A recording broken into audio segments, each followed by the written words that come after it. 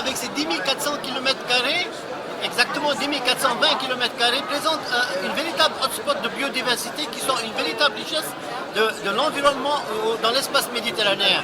Déjà, nous avons, si vous voyez sur cette carte, nous avons ici le plus important corridor du monde de passage d'oiseaux migrateurs qui viennent de la France, d'Angleterre jusqu'à la Russie et qui voyagent en longeant la Méditerranée pour venir ici jusqu'aux côtes du Liban, parce que les oiseaux, ils ont sur leur tête Google Earth et ils voient bien où il y a de l'eau, où il y a de la verdure, et ils viennent tous se poser au Liban dans cette verdure pour ici se ravitailler en criquet, en espèces végétales, pour ici ensuite se préparer au grand voyage qui va les faire traverser le désert du Sinaï pour enfin aller vers 27 pays dans l'Afrique, que ce soit Tanzanie, Kenya. Et ils font ce voyage à l'aller et au retour. Malheureusement, on a beaucoup de chasseurs qui finissent par les tuer et nous travaillons beaucoup sur la protection des oiseaux au Liban. Ils présentent aussi une autre richesse, c'est la variété des plantes sauvages qu'on a au Liban. On a plus de 2000 espèces de plantes sauvages, dont 200 qui sont endémiques, qui n'appartiennent qu'au Liban. Quand on prend l'Angleterre, elle a la moitié des plantes sauvages, quand il est de 30 fois plus grand que le Liban. La France a à peu près la même chose, mais elle est 40 fois plus étendue en surface que le Liban. Donc c'est une vraie richesse de la hotspot de biodiversité au Liban.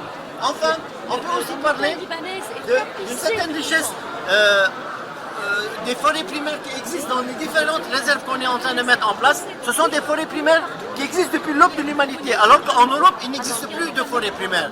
Bon, malheureusement, on a eu beaucoup de crises d'incendie en 2007 et beaucoup de... On s'acharne à planter des arbres, et il suffit qu'il y ait juste un petit incendie pour briser tout notre effort de travail. Enfin, on est en train de mettre en place un projet d'une maison de l'environnement qui aura un double impact, un double projet.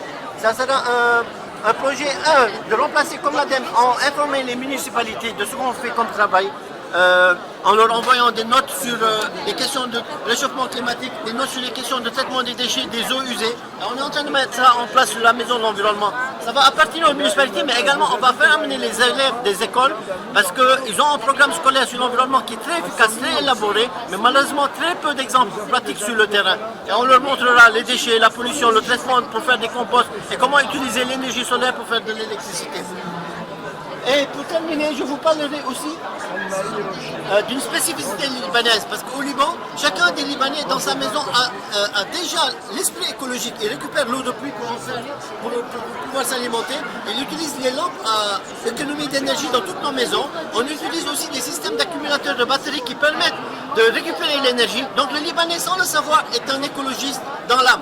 Mais c'est pas parce qu'il est écologiste, c'est parce que l'État est inexistant dans des structures et que les Libanais sont obligés de trouver des systèmes de compensation.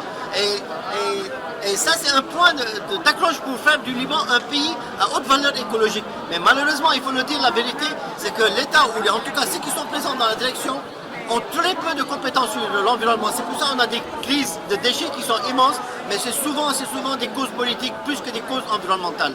Voilà le travail que nous faisons au Liban. Et nous avons un grand projet également de reboisement de 110 000 arbres qu'on est en train de mettre en place avec le concours des différentes municipalités. Et c'est le travail que nous faisons au Liban en permanence.